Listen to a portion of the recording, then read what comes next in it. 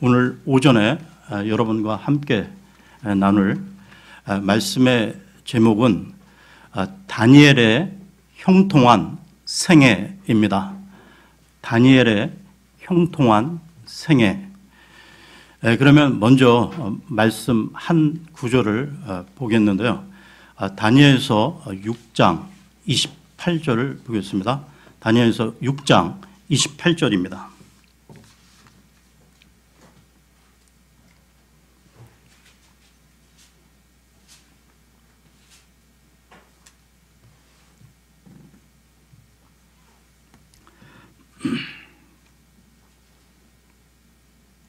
이와 같이 이 다니엘이 다리오의 통치와 페르시아 사람 고레스의 통치 때 형통하였더라.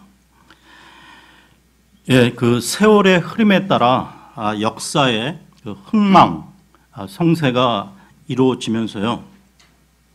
모든 것이 변하고 바뀌게 마련인데요. 한때 그 세계에서 가장 강력한 나라를 지배했던 왕도 죽고 또 다른 왕으로 권력이 이동하게 됩니다. 영원할 것 같았던 그 모든 것들이 전부 사라지거나 변해버리는 것이죠. 그러나 세상의 모든 것들이 다 변해도 변하지 않는 것이 있는데 그것은 바로 하나님의 주권입니다. 역사 위에 나타난 이러한 하나님의 주권을 가장 선명하게 증거하고 있는 곳이 바로 다니엘서라고 할 수 있는데요. 오늘의 본문인 이 다니엘서 6장은 바빌론이 망하고 메데와 페르시아 제국이 세계를 다스리는 역사적인 배경에서 시작되고 있습니다.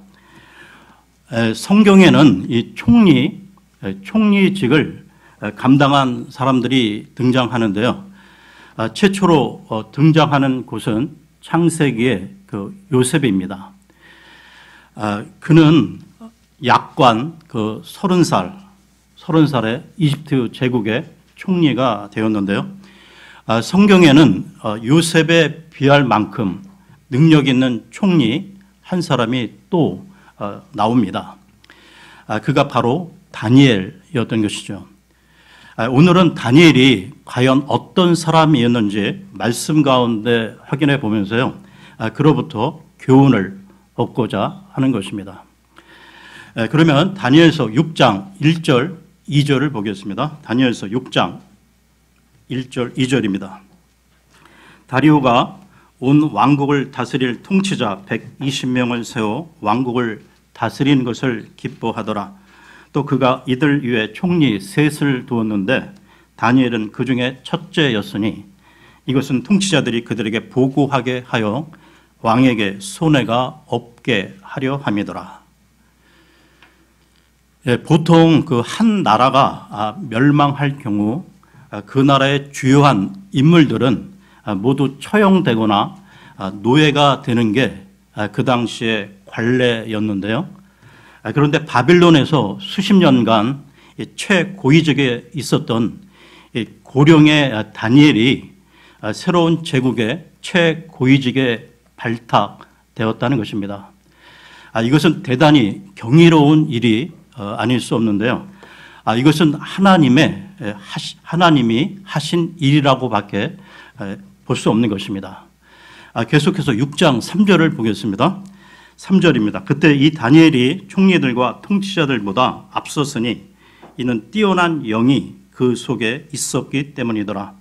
왕이 그를 세워 온 영토를 다스리게 하려고 생각하니라. 다니엘이 젊었을 때는 그랬다 쳐도 어떻게 이 고령의 나이가 들어서까지 그럴 수 있었을까요? 다니엘의 그 탁월함의 비결은 성령 충만이었습니다. 다니엘에게는 뛰어난 영이 함께 했는데요. 페르시아 제국의 그 어떤 인재들도 따라올 수 없는 타의 추종을 불허하는 그의 능력은 하루아침에 이루어진 게 아니었습니다. 그러니까 자기 자신에게서 나온 것도 아니었고요.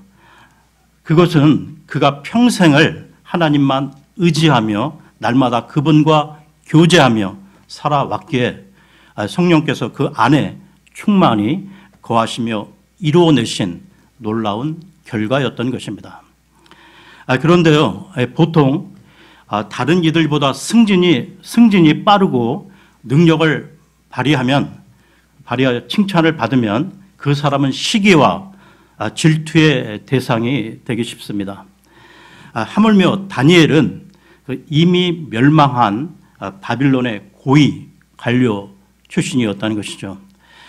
계속해서 6장 4절을 보겠습니다. 4절입니다. 그때 총리들과 통치자들이 왕국에 관하여 다니엘을 고소할 기회를 찾고자 하되 어떤 기회나 허물도 찾지 못하였더라.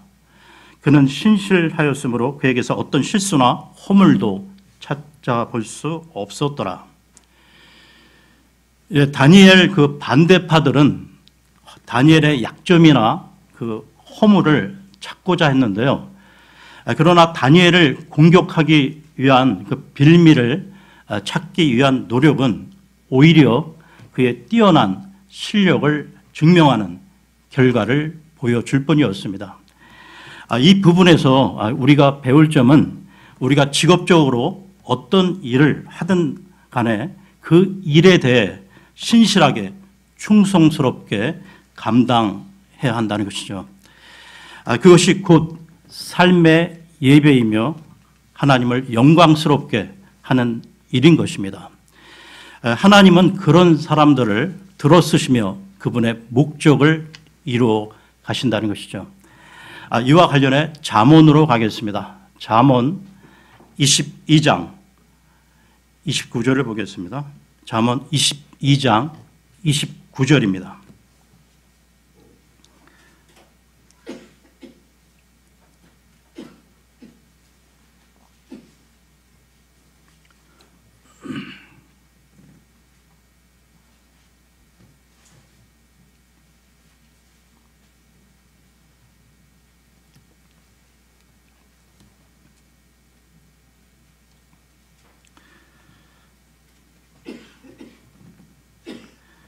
(22장) 29절입니다. 자기 업무에 부지런한 사람을 네가 보느냐? 그는 왕들 앞에 설 것이요 천한 자들 앞에 서지 아니하리라. 또한 그 다니엘은 순결한 사람이었다는 것이죠. 이것은 그가 부패하지 않았고 도덕적으로 깨끗했다는 것입니다. 여러분, 오늘날 교회의 위기는 믿는 그 크리스찬들의 삶에 거룩이 없다는 것이죠. 거룩과 순결이 없으면 교회가 아무리 많아도 아무리 크고 화려해도 결코 세상을 변화시키지 못한다는 것입니다. 하나님은 오늘도 진실하고 정직한 사람을 찾으시며 그런 이들을 통해 역사를 새롭게 이끌어 가신다는 것이죠. 여러분, 털어서 먼지 안 나는 사람이 없다는 말이 있죠. 그런데 다니엘은 아무리 털어도 이 먼지가 나지 않았다는 것이죠. 어떻게 이럴 수가 있을까? 그것은 다니엘이 늘 코람데오 하나님 앞에서라는 이 마음 자세로 살았기에 가능했던 것입니다. 그러니까 다니엘의 그 적들은 이 바빌론 왕조에서 그가 수십 년간 공직 생활을 해온 기록들을 다 뒤지고 주변 인물들을 샅샅이 조사했을 텐데요. 어떤 흠도 발견치 못했다는 것입니다. 이처럼 다니엘의 삶은 처음부터 끝까지 신실했고 깨끗했다는 것이죠. 여러분, 우리의 주인 되신 하나님은 귀하고 값비싼 그릇을 쓰시는 것이 아니라 깨끗한 그릇을 쓰신다는 것입니다. 이와 관련해서요, 디모데 후서로 가겠습니다. 디모데 후서 2장 20절, 21절입니다. 디모데 후서 2장 20절, 21절입니다.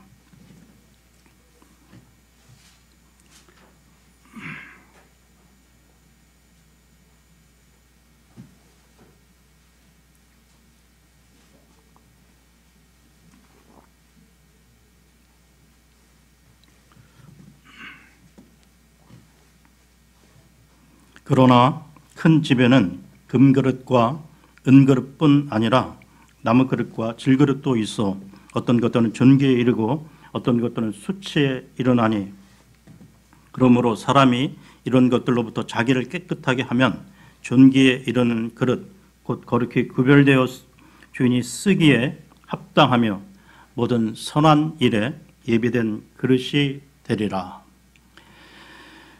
그러니까 우리 그리스도인들은 하나님 앞에서 큰 일, 위대한 사역을 하려고 하기에 앞서 먼저 깨끗한 그릇으로 준비되어야 하는 것이죠. 여러분, 다니엘이 대단한 것은 다니엘이 그 기도의 사람, 성령의 사람, 환상을 보는 그 사람이면서 동시에 현실에서 실력과 깨끗함을 인정받는 사람이었다는 것입니다. 그러니까 신실한 사람과 신실한 믿음과 출중한 능력을 동시에 갖추기가 쉽지 않은데요. 다니엘은 그 두 가지를 다 갖추었다는 것입니다. 그런데도 다니엘은 그 하나님의 사람이기에 핍박을 받게 되는데요. 그러니까 다니엘을 시기하고 해치려는 자들의 움직임은 단순한 정치 파워 게임 정도가 아니라 하나님의 사람을 음해하고 죽이려는 그 사탄의 배후에서 비롯된 영적 전쟁이었던 것입니다.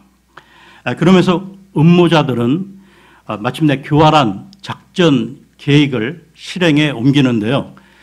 왕에게 그 법안 하나를 제출했던 것입니다. 그 내용은 30일 동안에 모든 백성들이 다리오 왕이 아닌 다른 어떤 신에게 경배하면 즉시 그 불경죄로 사자굴에 던져 넣는 것이었죠.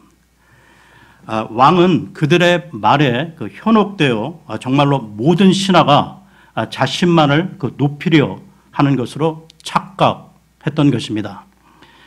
설마 그들의 목표가 다니엘을 무너뜨리는 것이라고는 생각도 못하고요. 결국 왕은 다니엘을 그 사지로 몰아 넣을 법안에 도장을 찍고 말았던 것입니다. 그러면 오늘의 본문으로 돌아와서요. 다니엘서 6장 9절 10절을 보겠습니다. 다니엘서 6장 9절 10절입니다. 그런 까닭에 다리오 왕이 그 조서와 칙령에 도장을 찍으니라. 그런데 다니엘은 그 조서에 도장이 찍힌 것을 알고도 자기 집에 들어가 자기 방에서 예루살렘을 향하여 창문을 열고 전에 하던 대로 하루에 3번씩 무릎을 꿇고 기도하며 자기 하나님 앞에서 감사를 드리더라. 그 조서에 도장이 찍힌 것을 알고도라는 이 말이 의미심장한데요. 다니엘은 왕 다음 가는 그 3명의 총리 중에 하나였기에 이 법안이 발표되기 전에 그는 내용을 이미 알고 있었을 것입니다. 그럼에도 그는 인간적인 수단으로 자신을 지키는 일을 포기하고요. 전에 하던 대로 즉 평소 습관대로 기도했다는 것입니다. 매일 3번씩 예루살렘을 향하여 창문을 열고 기도를 했는데요. 이러한 기도법은 오래전 그 솔로몬 왕이 예루살렘 성전을 건축하고 봉헌 기도를 할 때 언급했던 것입니다. 이와 관련해서요. 역대기 하로 가겠습니다. 역대기 하 6장 38, 39절을 보겠습니다. 역대기 하 6장 38, 39절입니다.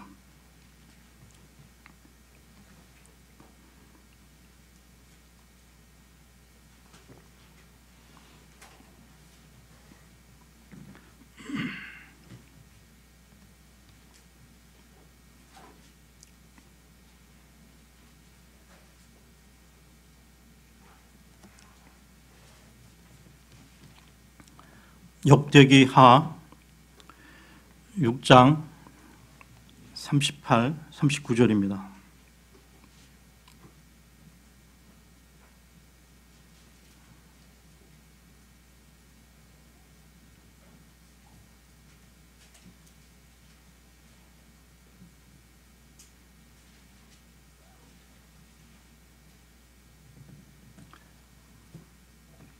자기들이 포로로 사로잡혀간 땅, 곧 그들이 그들을 포로로 끌고 간 땅에서 마음을 다하고 혼을 다해 주께로 돌아와 주께서 자기 조상들에게 주신 자기들의 땅을 향하여, 즉 주께서 택하신 도시와 내가 주의 이름을 위해 건축한 집을 향하여 기도하거든 그때 주께서는 하늘들에서부터 곧 주의 거처에서부터 그들의 기도와 간구를 들으시고 그들의 사정을 돌아보사 주께 죄를 지은 주의 백성을 용서하시옵소서. 어린 나이에 바빌론에 끌려오던 때부터 다니엘은 이 솔로몬의 기도를 가슴에 새기고 있었을 것입니다. 그래서 언제 끝날지 모를 기약 없는 이 긴 그 바빌론 그 포로 생활 동안에 하루도 빠짐없이 기도했던 것이죠. 그것은 자신만을 위한 기도가 아니라 나라와 민족을 위한 기도였던 것입니다. 그리고 이 경건의 습관은 세월이 많이 흐른 뒤에도 계속되었던 것이죠. 또한 그의 기도는 항상 감사하는 기도였다는 것입니다. 어린 나이에 그 타국에 포로로 끌려와 이 바빌론 왕궁에서 살아가면서요, 얼마나 많은 그 민족적 차별과 질투와 압박이 있었겠습니까? 감사할 수 없는 그 힘든 일들이 많았을 텐데도 다니엘은 항상 감사하며 살아왔던 것이죠. 그러면서 말년에 아무런 죄가 없던 그가 순전히 하나님을 믿는 그 신앙 때문에 죽음의 함정에 빠지게 된 것입니다. 그러나 다니엘은 이것 또한 하나님의 크신 주권 아래 있다고 믿으며 감사했다는 것이죠. 여러분, 진짜 감사는 이와 같은 것입니다. 도저히 감사할 수 없고 이해할 수도 없을 때 하나님의 선하신 뜻을 믿고 감사하는 것이죠. 이와 관련해 빌립보서로 가겠습니다. 빌립보서 4장 6절을 보겠습니다. 빌립보서 4장 6절입니다.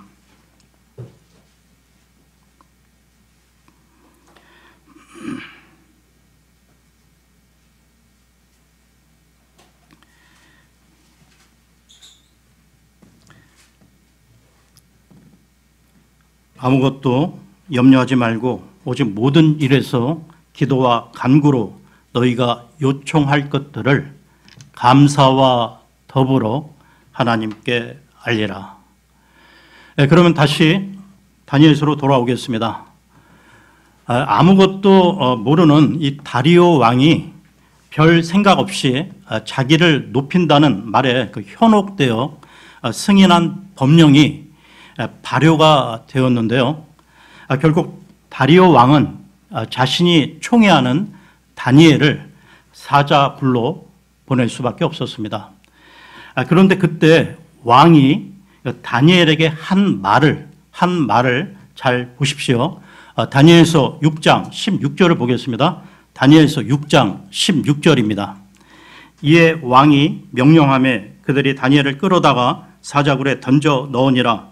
이제 왕이 다니엘에게 말하여 이르되 네가 계속해서 섬기는 네 하나님이 너를 건지시리라 하니라. 네가 계속해서 섬기는 네 하나님이 너를 건지시리라.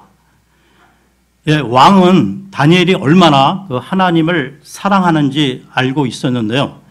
다니엘의 그 신앙이 인생살이 가운데 잘 나갈 때만 하나님을 섬기는 그 조건부 신앙인이 아니라는 것을 불신자인 왕이 인정했다는 것입니다. 그러니까 다니엘은 평생 동안 오로지 하나님만을 섬겼는데 그를 지켜보는 많은 불신자들이 그의 참 신앙을 인정했다는 것이죠. 그날 그 다니엘을 사자굴에 놓고 궁궐로 돌아간 왕은 금식하며 밤새 잠을 이루지 못하다가 그 이튿날 새벽같이 일어나 사자굴로 달려갔는데요. 계속해서 6장 20절을 보겠습니다.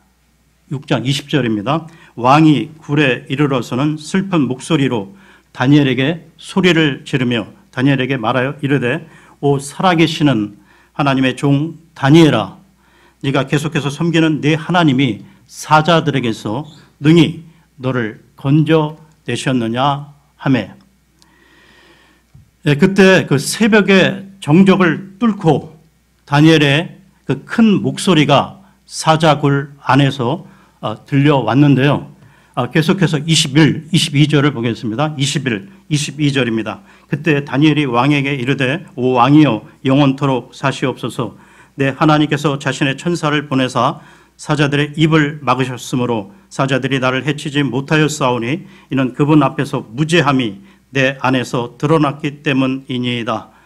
또 오 왕이여 왕 앞에서도 내가 아무 해를 끼치지 아니하였나이다 하니라. 그날 다니엘은 하나님의 천사가 사자들의 입을 막고 그 팔 다리를 붙잡고 있는 것을 보았는데요. 그러니까 수십 년 전 그 다니엘의 그 세 친구들이 불타는 그 용광로에 던져졌을 때 그들과 함께 계시며 그 지켜주셨던 주님의 임재를 다니엘 자신이 직접 경험했던 것입니다.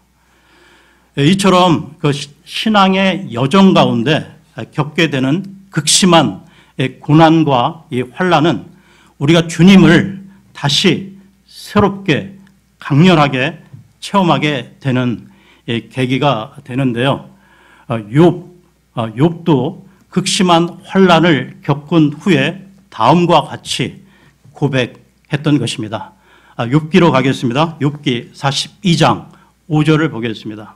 욥기 42장 5절입니다.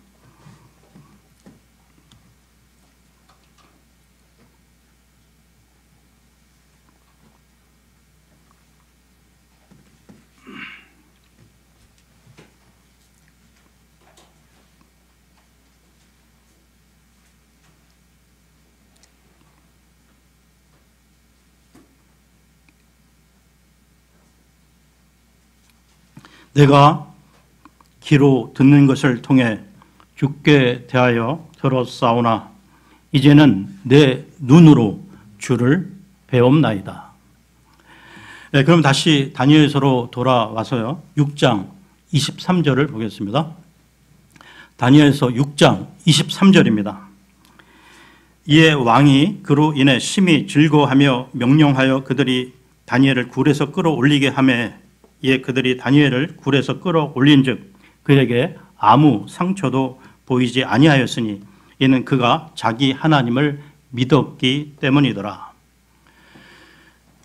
사자 굴에서 끌어올려진 그 다니엘의 몸에는 아무 상처도 없었다는 것입니다. 그러니까 어떤 이들은 이 다니엘이 그 뛰어난 그 무술 실력으로 사자들과 싸워 이겼다고 주장하기도 하는데요. 그러나 여든이 넘은 노인이 그럴 힘이 어디 있겠습니까? 혹시나 그랬다 하더라도 온 몸이 상처 투성이었을 텐데 다니엘은 온 몸이 멀쩡했다는 것입니다. 즉 그의 힘으로 싸워 이긴 것이 아니라 하나님의 보호막으로 지켜주신 것이죠. 여러분, 우리가 우리 스스로의 힘으로 어려움을 극복할 때는 상처와 여러 후유증을 남기게 되지만 하나님의 은혜로 이 문제와 고난을 극복할 때는 상처 없이 넉넉히 이길 수 있다는 것입니다. 여러분, 그러니까 우리 하나님을 믿는 사람들이 세상을 살아가다 보면 이 다니엘처럼 억울하게 모함을 당하기도 하고요. 큰 환난도 겪게 됩니다. 그러나 우리가 절망하지 않고 오직 하나님만을 믿는 믿음으로 전진한다면 살 길이 열린다는 것이죠. 여러분 잊지 마십시오. 믿음은 그 하늘의 능력을 다운로드, 즉 내려받는 도구라는 것입니다. 때문에 믿는 자에게는 능치 못함이 없다는 것. 믿음의 사람은 고난 앞에서 잠시 휘청거릴 수 있지만 결코 뒤로 물러갈 자들이 아니라는 것이죠. 이와 관련해 히브리서로 가겠습니다. 히브리서 10장 36절에서 39절까지 보겠습니다. 히브리서 10장 36절에서 39절입니다.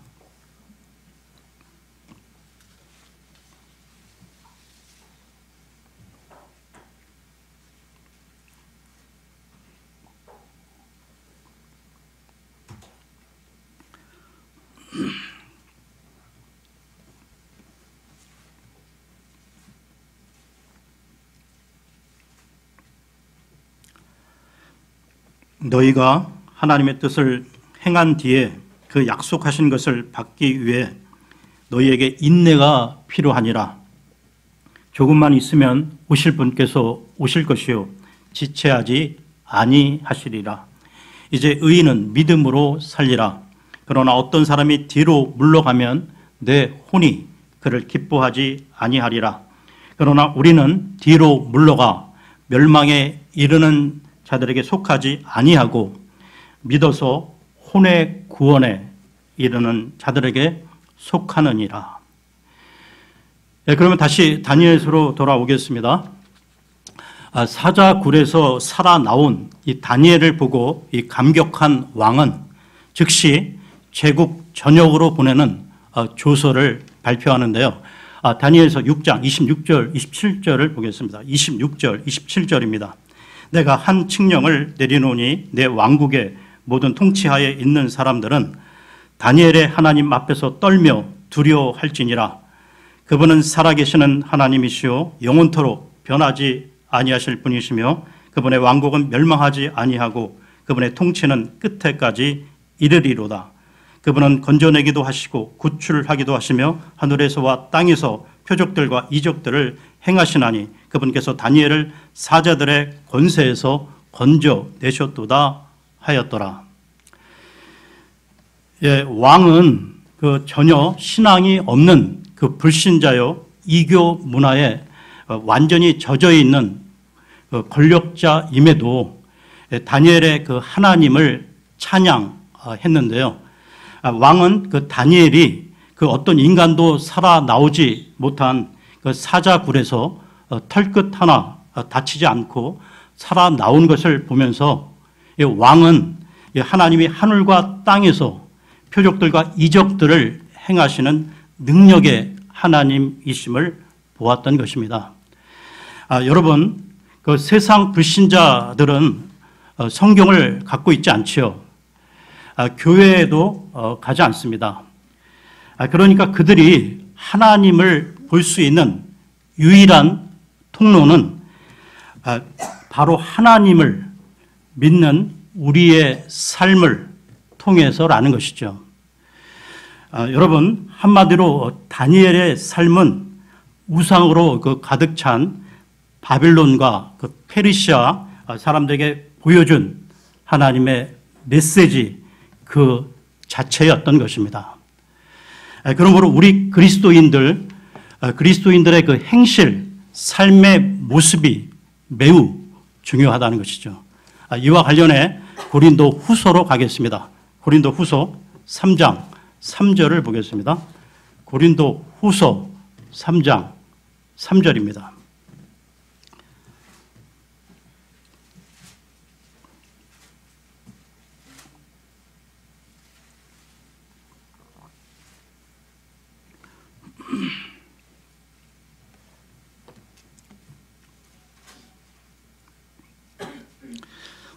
너희는 우리의 사역을 통하여 분명히 드러난 그리스도의 서신인데 이것은 잉크로 쓴 것이 아니요 살아계신 하나님의 영으로 쓴 것이며 또 돌판에 쓴 것이 아니요 육체의 마음판에 쓴 것이라. 네, 그러면 다시 다니엘서로 돌아오겠습니다. 오늘 본문에 나오는 다리오 왕 시대만이 아니라 그 이후로도 다니엘의 인생은 형통했다는 것이죠. 다니엘서 6장 28절을 보겠습니다. 다니엘서 6장 28절입니다. 이와 같이 이 다니엘이 다리오의 통치와 페르시아 사람 고레스의 통치 때 형통하였더라. 다니엘이 그 다리오 왕 때와 이 고레스 왕 때 형통했다는 것은 이 두 왕의 그 재임 기간인 10년 동안에 그러했다는 것인데요. 바빌론이 그 망하던 시기에 다니엘은 이미 8순이 넘은 노인이었음을 감안해 볼 때 그가 90세를 넘어서까지 장수했음을 추측해 볼 수 있습니다.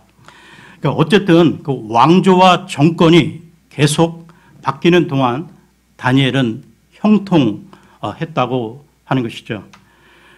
그런데 이것은 단순히 그가 부귀영화를 누렸다는 의미가 아닙니다. 그러니까 하나님이 그와 함께 하심으로 그가 신앙을 지키며 여러 어려움들을 극복했고 하나님의 영광을 드러내는 삶을 살았다는 것이죠.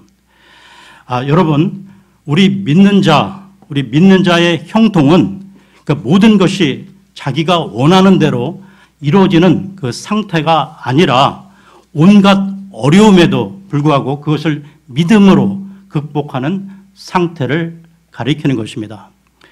그러니까 우리의 인생사에서도 환난과 핍박 그리고 여러 가지 고난들이 그 바다의 그 해초처럼 희감겨 오지만 그때마다 하나님이 주시는 능력으로 힘차게 승리하며 앞으로 나아가는 것입니다. 여러분, 우리도 이 다니엘처럼 승리의 삶, 좋은 간증의 삶을 살아감으로써 우리 주변 불신자들이 하나님께 돌아오는 역사가 일어나기를 소망합니다. 오늘은 여기까지 하겠습니다.